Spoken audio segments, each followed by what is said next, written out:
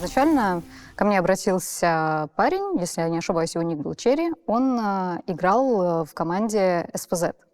Они обратились ко мне за логотипом, и я сделала им работу. Через какое-то время случился известный в киберспорте матч. Это самый длительный матч в истории состязательной доты.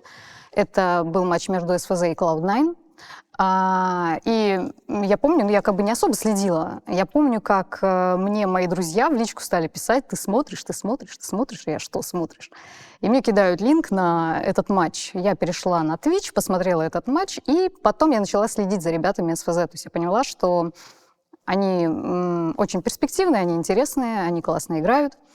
И подписалась на их паблики. И в какой-то из дней на их паблике появилось объявление, что они ищут свою команду дизайнера.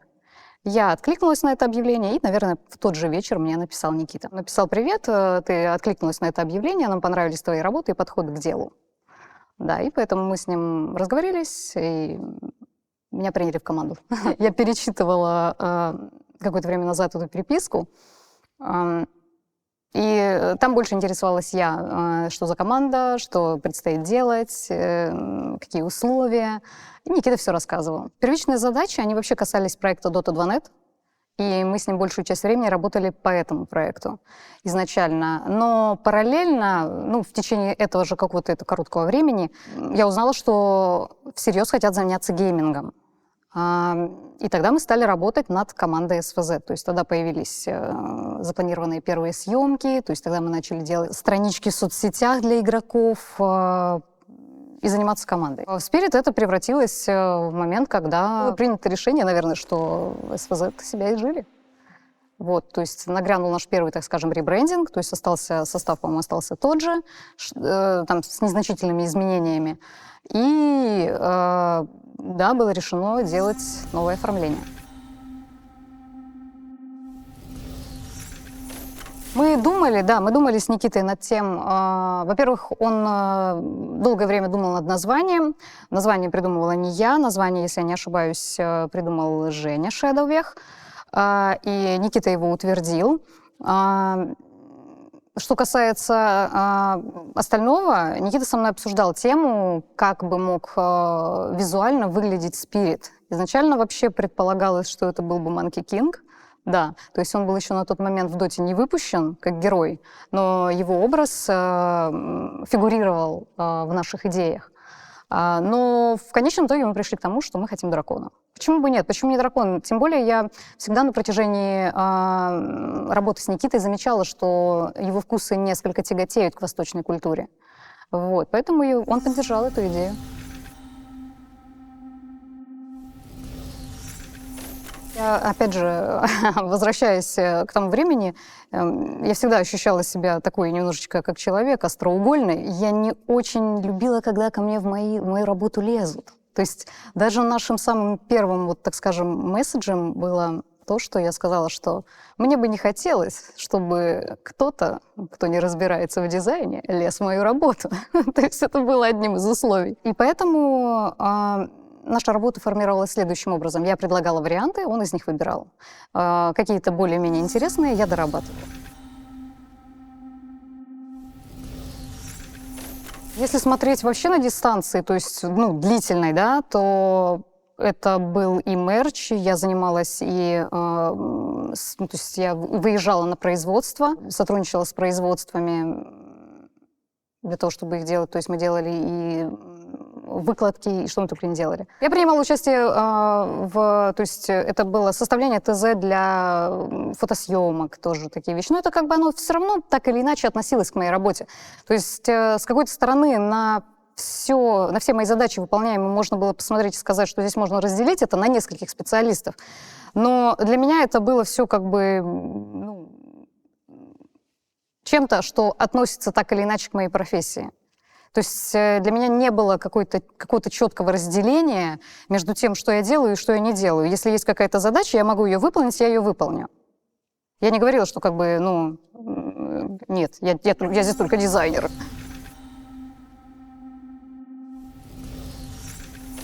Мне кажется, что одним из первых значимых достижений для Team Spirit стал выход на Manila Major. Это был один из крупнейших турниров, на которые команда прошла. Мне писали тоже ребята, мои знакомые, что вот, ребята выступают в форме, которую ты сделала. И меня даже поздравляли. Мне было очень приятно.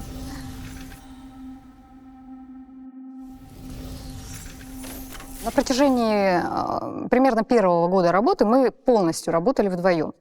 Затем у нас случился такой переезд в офис, и тогда у нас стал появляться, став разрастаться.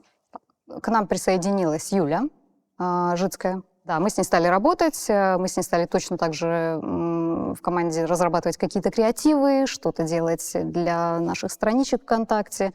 Было очень интересно. Дело в том, что я тоже контактировала с ограниченным количеством лиц, потому что, то есть, я контактировала с Никитой, я контактировала с Юлей.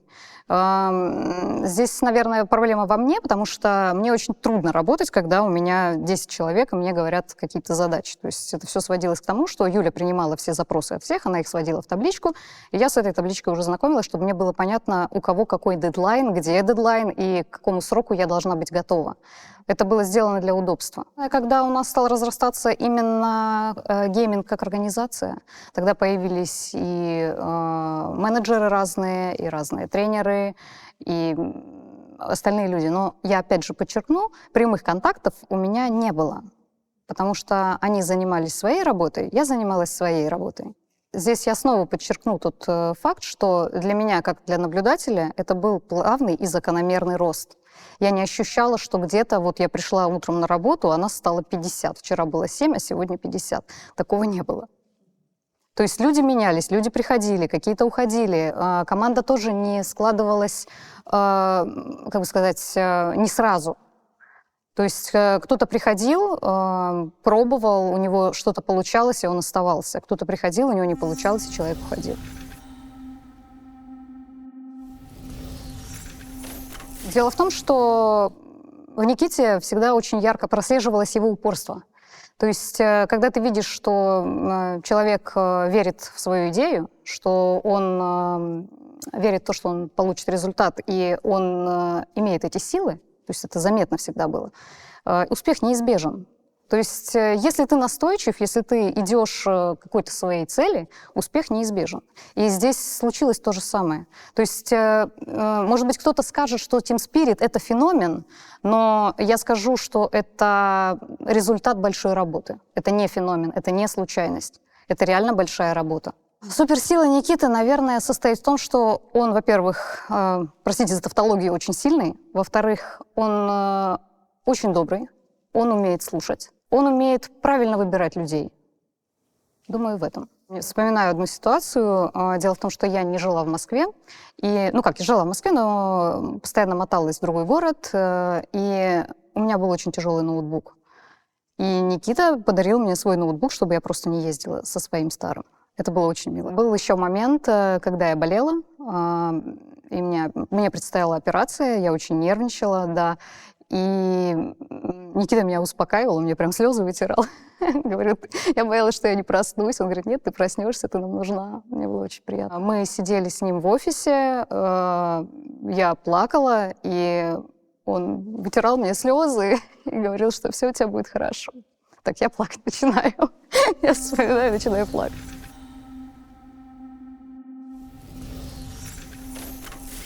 С точки зрения бренда, ценности организации были озвучены уже после момента моего ухода. То есть изначально они преследовались, то есть они были изначально какими-то одними, но потом они где-то в фундаменте поменялись. Когда я находилась внутри бренда, я думаю, очень ярко прослеживалось дружелюбие, очень ярко. Мы были очень дружелюбной командой, мы там и подарки отправляли всем, и мне это очень нравилось. Мы были добрыми, прекрасными и милыми.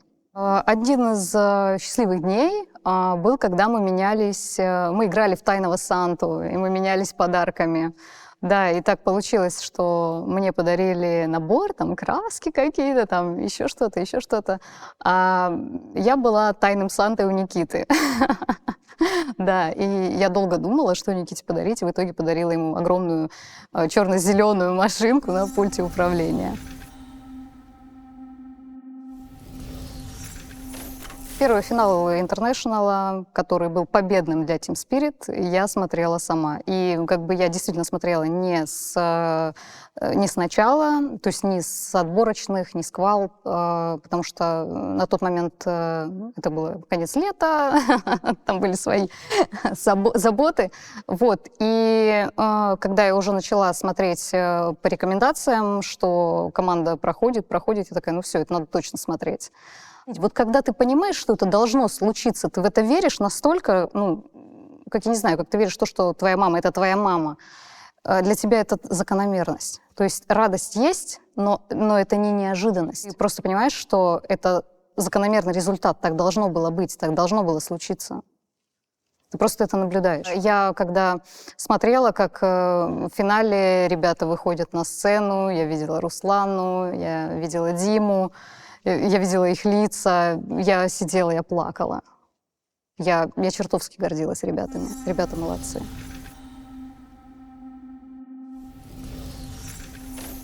Когда кто-то из людей спрашивает, что изменило вообще твою жизнь, я говорю, всему, что есть в моей жизни, я обязана вообще компьютерным играм. Потому что в компьютерных играх я нашла себе работу, я нашла себе фактически все, я нашла себя. Я нашла себя как профессионала, как дизайнера. То есть, поэтому здесь изменение не одно, здесь реально огромная ключевая жизненная роль. И в частности, Spirit — это то, на чем я выросла. То, что дало мне рост и как человека, и как дизайнера. Огромная мудрость даже вот Никиты, его способность с каким-то спокойствием подходить к ситуации. Я всегда старалась ее перенять. И, надеюсь, я переняла это. И это очень круто.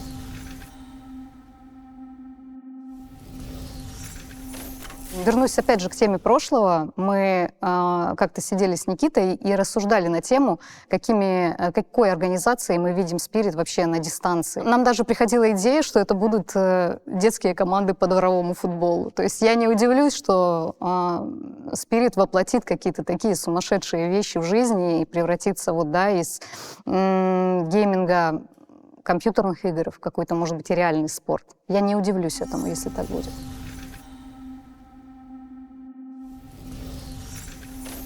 Я думаю, что я займусь типографией. Дело в том, что мне хочется иметь для себя какое-то дело, которое будет относиться отчасти к моей профессии, ее поддерживать, но быть вот каким-то дополнительным доходом. Возможно, так. Возможно, я займусь еще чем-нибудь.